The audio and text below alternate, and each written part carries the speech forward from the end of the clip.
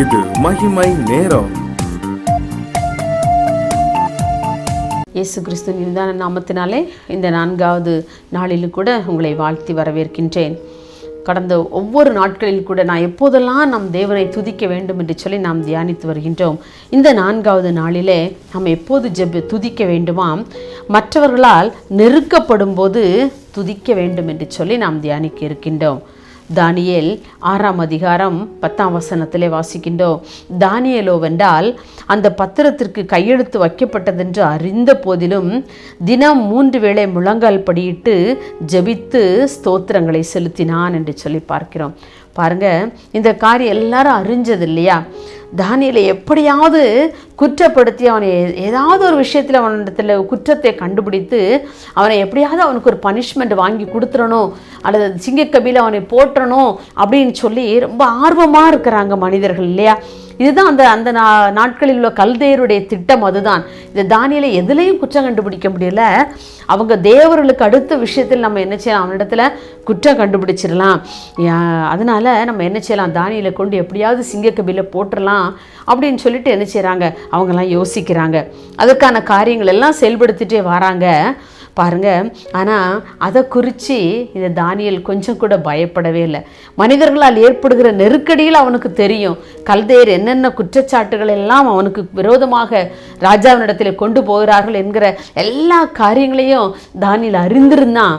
ஆனால் அறிந்த போதிலும் கூட அவன் பயப்படவே இல்லை. நான் இப்போ ஜெபிக்கிறத நிறுத்தணுமோ, அல்லது நான் ஜன்னலெல்லாம் க்ளோஸ் பண்ணிவிட்டு நான் ஜெபிக்கணுமோ அப்படின்லாம் சொல்லி யோசிக்கவே இல்லை. பாருங்கள், அவன் எப்பவும் எருசலேமுக்கு நேராக தன்னுடைய பலகணிகள் எல்லாம் திறந்து வைத்து தனக்கு விரோதமாக எப்படிப்பட்ட தாக்கீது பிறப்பிக்கப்பட்டது என்று தெரிந்தாலும் கூட மனிதர்களுக்கு பயப்படவில்லை. மற்றவர்களால் நெருக்கப்படும் பொழுது, மனிதர்களால் கல்தேயரால் நெருக்கப்படும் பொழுதும் கூட அவன் அஞ்சாமல் அழகாக துணிந்து நின்று தன்னுடைய தேவனாகிய கர்த்தரை அவன் ஸ்தோத்தரித்தான். ஸ்தோத்திர பலியிட்டு தேவனை மகிமைப்படுத்தினான் அல்லவா? ஆம், எனக்கு அன்பானவர்களே, ஒருவேளை உங்களுடைய வாழ்க்கையிலும் தானியேலை போல மனிதர்களால் நெருக்கப்படுகின்ற சூழ்நிலைகள் உங்களுக்கு வந்திருக்கலாம் இல்லையா? அந்த வேளைகளெல்லாம் நீங்கள் என்ன செய்திருக்கீங்க? சற்று உங்களை யோசித்து பாருங்கள். இந்த தானியேலை போல நெருக்கடியான சூழ்நிலையிலே நான் மற்றவர்களை என்னுடைய வாயின் வார்த்தைகளால் வேதனைப்படுத்தி இருக்கிறேனா? ஒருவேளை நம்ம சாபம் போட்டிருப்போம்ல, எனக்கு விரோதமாக இதை செஞ்சிட்டாங்களே, எனக்கு விரோதமாக இதை பேசிட்டாங்களே என்று சொல்லி நம்முடைய மனது அப்படி கொந்தளித்து நாம் சில வார்த்தைகளை அவர்களுக்கு விரோதமாய் பேசி விடுகிறோம் அல்லவா? ஆனால் தானியேல் எதுவுமே செய்யலை. அப்படியே தேவனை ஸ்தோத்தரிக்கின்றான். இப்படிப்பட்ட மனது நமக்கு வர வேண்டும். அப்போதுதான் நாம் உண்மையான தேவனுடைய பிள்ளைகள் என்று சொல்ல முடியும். தேவனும் நம்முடைய வாழ்க்கையிலே கிரியை செய்ய முடியும். அன்னைக்கு தானியேல் அதைத்தான் செய்தான். அவனுக்கு விரோதமாக எல்லாம் செய்தாச்சுன்னு தெரிஞ்சாலும் கூட ஆண்டவரை ஸ்தோத்தரிப்பதற்கு அவன் மறந்து போகவில்லை. பாருங்கள், இன்றைக்கு உங்களுடைய வாழ்க்கையில் நீங்கள் சற்று அப்படியே பின்னாடி திரும்பி பாருங்கள். எத்தனையோ பேர் உங்களுக்கு விரோதமாய் உங்கள் குடும்பத்தினராகவே இருக்கலாம், இல்லை உங்களோடு கூட பணிபுரிகிறவங்களாக இருக்கலாம், இல்லை பக்கத்து வீட்டுக்காரங்களாக இருக்கலாம், அல்லது அண்டை அயலகத்தார் யாரோ உங்களுக்கு விரோதமாய் ஒருவேளை சதி ஆலோசனை பண்ணி உங்களுக்கு விரோதமாய் ஏதாவது செயல்பாட்டில் இறங்கியிருப்பார்கள் என்று சொன்னால் நீங்கள் தேவனை அதிகமாய் ஸ்தோத்தரியுங்கள். ஆண்டவரே, எனக்கு விரோதமாய் இப்படிப்பட்ட தீங்கு ஆலோசனைகள் மனிதர்கள் கலந்து ஆலோசித்து என்னுடைய அதிகாரியிடத்திலே தவறாக என்னை குறித்து சொல்லியிருக்கலாம். நீங்கள் ஆண்டவரை அதிகமாய் ஸ்தோத்தரிக்க ஆரம்பிங்க. நான் அதற்காக அவர்கள் மேல் கசந்து கொள்ளாதபடி, அவர்களை என்னோட வன்மையான வார்த்தைகளாக நான் திட்டிவிடாதபடி என்னை பாதுகாத்து கொள்ளுங்கப்பா. நான் உண்மை மாத்திரம் நோக்கி நான் ஜெபிப்பேன். என்னுடைய வாழ்க்கையில் என்ன வந்தாலும், மனிதர்களுடைய நெருக்கடியான எப்படிப்பட்ட சூழ்நிலைகள் எனக்கு வந்தாலும், அன்றைக்கு தானியேல் என்ன செய்தான்?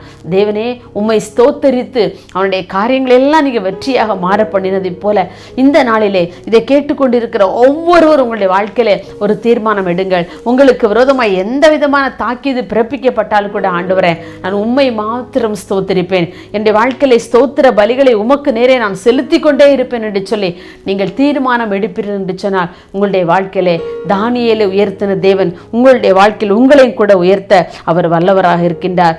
அன்றைக்கு தானியேலை வீழ்த்துவதற்காக மனிதர்கள் எழும்பி நின்றதை போல அந்த காலத்தில் மாத்திரமல்ல, இன்றைய நாட்கள் வரைக்கும், இன்று வரைக்கும் நம்மோடு பழகினவர், நம்மோடு உறவி உறவினர்கள், நம்மளுடைய குடும்பத்தில் உள்ளவர்கள் கூட நமக்கு விரோதமாக எழும்பி நிற்கலாம்.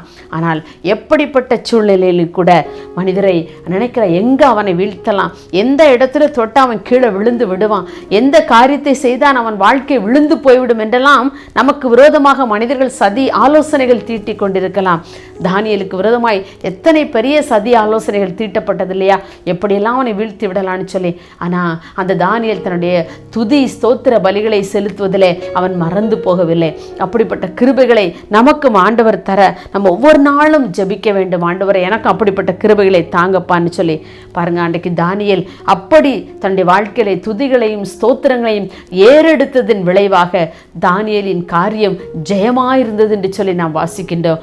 தானியேலோ வென்றால் ராஜாவின் கொலு மண்டபத்திலே வீற்றிருந்தான் என்று சொல்லி வாசிக்கிறோம் அல்லவா. தேவன் அப்படி அவனை உயர்த்தி வைத்திருந்தார். ஆம், எனக்கு அன்பானவர்களே, நம்முடைய வாழ்க்கையிலே இதை கேட்டுக்கொண்டிருக்கிற ஒவ்வொருவருடைய வாழ்க்கையிலும் கூட அநேக சூழ்நிலைகள் இப்படிப்பட்டதான மனிதர்களால் ஏற்படுகிற நெருக்கடிகள் வரலாம். அந்த சூழ்நிலையில் கூட நாம் தேவனை துதிப்பதற்கு நாம் ஒரு நாளும் மறந்து போகாதபடி நாம் ஒவ்வொரு நாளும் ஒவ்வொரு நேரங்களிலும் எப்படிப்பட்ட சூழ்நிலைகளிலும் நாம் தேவனை துதிப்போம். தேவனை துதித்து தானியேல் பெற்ற அந்த ஆசீர்வாதங்களை நம்முடைய வாழ்க்கையிலும் தேவன் பெற்றுத்தர அவர் வல்லவராக இருக்கின்றார். நாம் ஒரு நிமிடம் ஜெபிப்போமா? மகா இரக்கமும் கிருபை நிறைந்த அன்புலே சாமி, இந்த அருமையான இந்த 4ஆம் நாளின் காலை வேளைக்காக உம்மை நன்றியோடு துதிக்கிறோப்பா. உம்மை நாங்கள் ஸ்தோத்திரிக்கிறோம் ஆண்டவரே. அப்பா, நாங்கள் மற்றவர்களால் மனிதர்களால் நெருக்கப்படுகின்ற அந்த சூழ்நிலைகளிலே ஆண்டவரே நாங்கள் உம்மை துதிக்கிற பிள்ளைகளாக காணப்பட எங்களுக்கு உதவி செய்யும்படியே ஜெபிக்கிறோம். அன்றைக்கு தானியேல் ஆண்டவரே கல்தையரால் குற்றம் சாட்டப்பட்டு ராஜாவின் கட்டளைக்கு ஆண்டவரே கீழ்ப்படிந்து ஆண்டவரே எல்லாரும் அவனை சிங்கக்கபில தூக்கி போட்டாங்கப்பா. ஆனால் நீங்கள் அவரை விடுவிக்க வல்லவராயிருந்தீங்க. அவன் எதற்கும் பயப்படாமல் அப்பா உமக்கு ஸ்தோத்திர பலியிட்டு உம்முடைய நாமத்தை மகிமைப்படுத்தினானே. அதே போல ஆண்டவரே இதை கேட்டுக்கொண்டிருக்க ஒவ்வொரு பிள்ளைகளுடைய வாழ்க்கையிலும் மனிதர்களால் அநேக நிந்தனைகளும் அவமானங்களும் கஷ்டங்களும் பாடுகளின் ஊடாக கடந்து போகிற ஒவ்வொரு பிள்ளைகளுடைய வாழ்க்கையிலும் ஐயா ஸ்தோத்திரங்களை செலுத்தும்படியான கிருபையை கர்த்தர் கொடுத்து அவர்களை பலப்படுத்தும்படியா ஜெபிக்கிறோம் ஐயா. தானியேலுடைய காரியம் முடிவிலே ஜெயமா இருந்ததை போல, ராஜா அவனை கொலு மண்டபத்தில் அமர வைத்து அழகு பார்த்ததை போல அப்பா உம்மை நோக்கி துதித்து கொண்டே இருக்கிற ஒவ்வொரு பிள்ளைகளுடைய வாழ்க்கையிலும் கர்த்தனை அவர்களை உயர்த்தி வைக்க போறதற்காக உமக்கு நன்றி செலுத்துகிறோம். அப்படியே தங்களை தாழ்த்துகிற ஒவ்வொரு பிள்ளைகளுடைய வாழ்க்கையிலும் கர்த்தர் ஆசீர்வதிப்பீராக. இயேசுவின் நாமத்தில் பிதாவே, ஆமென்.